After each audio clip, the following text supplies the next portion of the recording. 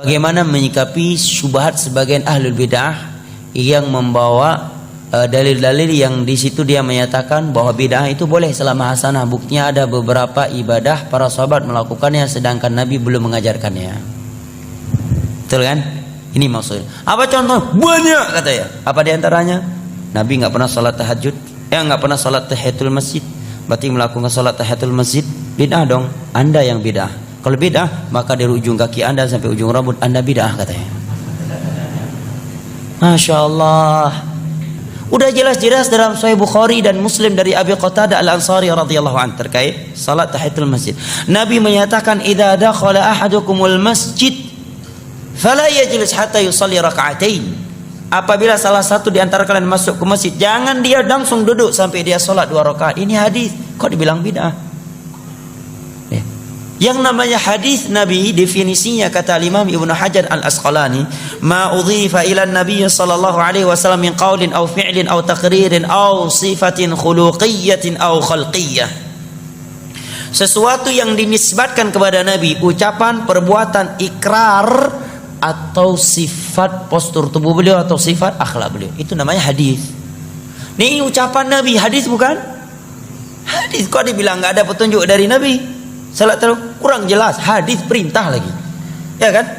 Ada yang mengatakan ada seorang sahabat dalam safar yang ketika beliau salat lalu diakhiri dengan beliau mengakhirkan rakaat salat tersebut dengan surat Qul huwallahu ahad al-Ikhlas dalam sebuah medan perang.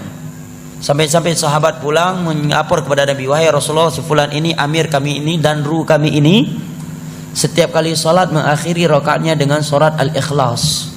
Maka Nabi memanggil dia, apa sebab kamu melakukannya? Sahabat ini pun menjawab, karena saya cinta kepada surat Al-Ikhlas, karena surat Al-Ikhlas mengandung nama-nama Allah Subhanahu wa taala dan sifatnya. Maka Nabi pun memujinya.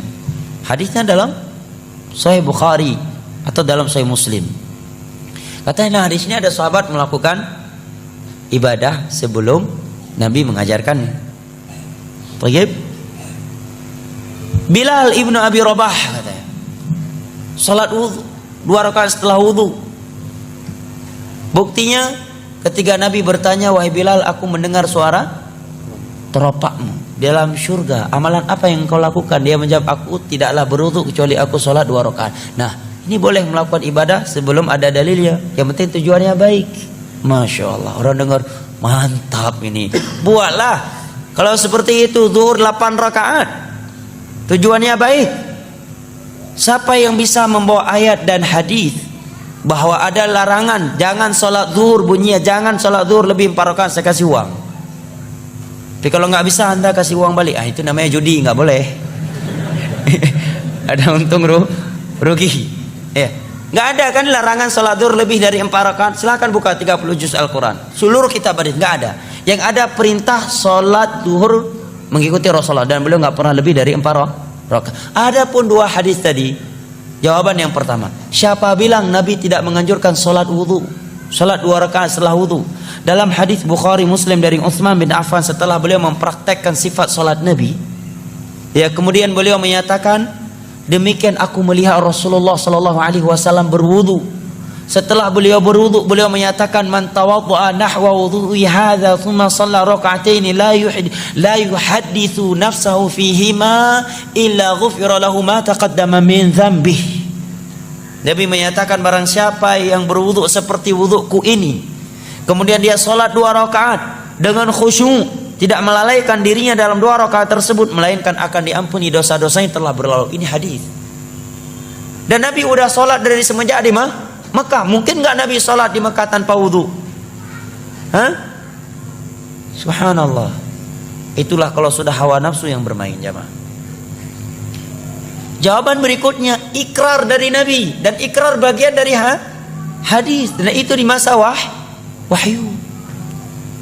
Adapun sahabat membaca Al-Ikhlas tadi karena beliau mengambil keumuman ayat Allah, faqra'u ma tayassara minal Qur'an, bacalah apa yang mudah dari Al-Qur'an dalam salat. Al-Ikhlas bagian dari surat Al-Qur'an. Lebih dari itu beliau melakukannya di zaman wahyu, di mana agama belum sempurna kecuali setelah Nabi diwafatkan, dan diikrarkan, dibenarkan oleh Rasulullah. Anda buat bid'ah ini, siapa yang ikrar ya? Anda sahabat? Bukan. Zaman wahyu? Bukan. Yang ikrarnya siapa? Rasulullah? Bukan. Abu Nawas? Iya. Ya kan? Ada juga yang mencari dalil untuk membolehkan bid'ah. Tuh, Umar menyatakan nikmatul bid'atu hadhihi. Masya Allah, ilmiahnya dengan tanda kutip. Sebaik-baik bid'ah, senikmat-nikmat bid'ah adalah ini. Tatkala salat tarawih di masa beliau dikerjakan berjamaah.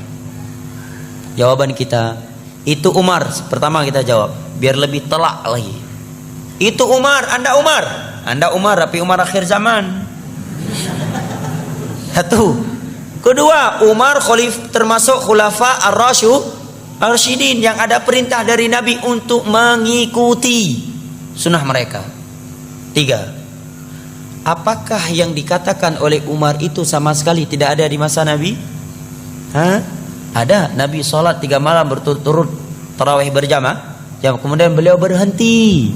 Beliau berhenti melakukannya karena khawatir akan diwajibkan kepada umat ini. Sekarang maulid, ada Umar katakan maulid nikmatul bidah hadhihi, sebaik-baik bidah adalah ini. Ada Nabi dan para sahabat di masa itu melakukan maulid walaupun cuma 2-3 kali, kemudian setelah itu kita kerjakan setiap tahun? Nggak ada. Jauh sekali kiasnya. Jelas ya?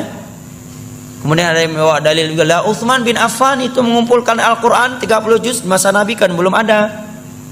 Berarti nggak mesti setiap bidah yang nggak ada di masa Nabi kalau kita lakukan bidah katanya. Jawabannya itu Utsman, Pak. Anda Utsman bukan, walaupun nama bapak Utsman tapi Utsman akhir zaman.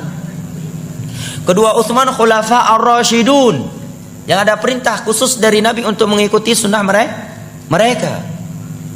Ketiga, perbuatan Utsman tersebut disaksikan oleh seluruh para sahabat Nabi dan seluruh kaum muslimin di masa itu dan tidak ada yang mengingkarinya, semuanya sepakat. Itulah yang disebut dengan al-ijma' al-muntabit al-qat'i, yang wajib diikuti dan tidak boleh diselisihi. Bidah yang Anda lakukan ini ijma' enggak. Jangankan tingkat internasional, tingkat daerah aja enggak ijma'. Ya kan? Ya, jangankan tingkat internasional, tingkat daerah aja, tingkat kecamatan enggak ijma'. Gimana mau diikuti? Keempat, Utsman bin Affan melakukan hal tersebut ini bentuk merealisasikan keumuman firman Allah, inna alaina jam'ahu wa qur'ana. Kelima, di masa Nabi sudah ada pengumpulan Al-Quran. Beliau mencontohi itu, hanya saya pengumpulan Al-Quran di masa Nabi tidak sempurna 30 juz dalam sebuah mushaf. Kenapa? Karena fasilitas masih terbatas sehingga Al-Quran tertulis di lempengan-lempengan batu, ya, di lembaran-lembaran, di pelepah-pelepah kurma, di dada-dada manusia karena hafalan yang sangat banyak. Kemudian di Parang Yamamah sekian para sahabat ahli Al-Quran, penghafal Al-Quran meninggal dunia. Kemudian juga dalam kejadian Bi'ir Ma'unah 70 sahabat Nabi ahli Al-Quran meninggal dunia. Maka sebelum hilang maka beliau menulis. Jawaban yang keenam, bahwa Utsman bin Affan tidak menambah sebuah ayat yang belum pernah turun kepada Nabi dan tidak pernah mengurangi sebuah ayat yang telah turun kepada Nabi. Al-Quran yang beliau kumpulkan 30 juz itulah Al-Quran yang turun di masa Nabi. Jadi sisi mana ada pembaruannya? Dari sisi mana ada pembaruannya? Berarti pada hakikatnya tidak ada pembaruannya, tetapi yang beliau melakukan adalah sarana masalihul mursalah, sedangkan yang Anda lakukan adalah ritual ibadah, bukan masalihul mursalah. Ya. Kan alasan sebagian orang nggak apa-apa melakukan ibadah yang tidak ada tuntunan dalam agama selama tujuan kita baik, kedua selama tidak ada larangan, katanya. Jadilah dalil-dalil di atas tadi. Maka itu jawabannya. Kalau ini kaedahnya dalam beragama, maka setiap menit akan keluar bidah baru, ibadah baru. Nggak percaya? Ada orang sholat subuh 4 rakaat. Oh, ini hari Ahad nih lagi ada tarbiyah akbar. Subuh kali ini 4 rakaat aja lah. Kita lagi semangatin. Nggak boleh Anda bilang bidah. Kenapa? Karena nggak ada larangan. Nggak ada larangan. Jangan sholat subuh lebih dari 2 rakaat. Bawa ayatnya, hadisnya. Nggak ada. Ya kan? Cuma yang ada dalam Islam subuh hanya 2 rakaat, tidak lebih. Nabi tidak pernah sholat subuh lebih dari 2 rakaat. Dan Allah memerintahkan kita untuk mengikuti Rasulullah dalam bab sholat. Gak ada larangan jangan sholat subuh 2 rakaat. Kalau kaedahnya yang penting baik, selama tidak ada larangan maka boleh, berarti boleh sholat subuh lebih dari 2 rakaat karena nggak ada larangannya dan tujuan kita pun baik.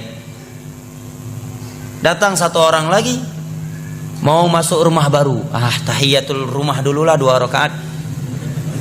Nggak boleh larang. Kenapa? Tujuannya baik dan nggak ada larangan. Nggak ada ayat dan hadis yang berbunyi jangan sholat 2 rakaat ketika mau masuk rumah baru. Nggak ada, ya kan?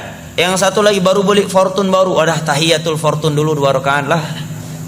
Nggak bisa Anda larang. Kenapa? Karena kaidahnya tadi nggak apa-apa melakukan ibadah baru selama tujuan baik dan kedua nggak ada larangannya. Nggak ada larangan. Jangan sholat, ada dalam surah Al-Baqarah, jangan sholat 2 rakaat ketika mau naik fortune baru. Nggak ada. Berarti setiap detik, setiap menit akan timbul ibadah baru. Makanya sahabat Abdullah bin Mas'ud menyatakan ittabi'u wa la tabtadi'u faqad kufitum. Dalam masalah ibadah, masalah agama, ikuti saja apa yang telah ditinggalkan oleh Rasulullah dan para sahabatnya. Jangan membuat bid'ah. Jangan membuat ibadah-ibadah baru. Apa yang mereka tinggalkan untuk kalian itu sudah cukup. Demi Allah ya jamaah, demi Allah, kalau kita jujur beragama, apa yang sudah ada dalam agama ini demi Allah tidak mampu kita melakukan secara keseluruhan, secara totalitas. Yang sudah ada saja kita tidak mampu melaksanakannya secara sempurna. Untuk apa melakukan sesuatu yang tidak ada, yang tidak dianjurkan? Sekarang sebagai contoh zikir, setelah sholat 5 waktu saja sekarang terkadang kita sering lupa zikir, ya kan? Menjelang tidur, zikir menjelang tidur tidak kalah panjangnya dengan zikir setelah sholat 5 waktu. Mendengarkan suara ayam di pertengahan akhir malam, ada zikirnya. Bangun dengan anjing, ada zikirnya. Bangun tidur, ada zikirnya. Mau masuk WC, ada zikirnya. Keluar WC, ada zikirnya. Ingin mensutuk, ingin melakukan hubungan pasangan suami istri dengan istri, ada zikir khusus. Melihat buah-buahan telah matang, ada zikir khusus. Datang angin, topan dan semisal dengannya, ada zikir khusus. Suara petir, ada zikir khusus. Sekian zikir. Ini saja 24 jam ini penuh dengan ibadah zikir. Itu saja udah nggak mampu kita lakukan. Itu apa mengada-adakan yang tidak ada.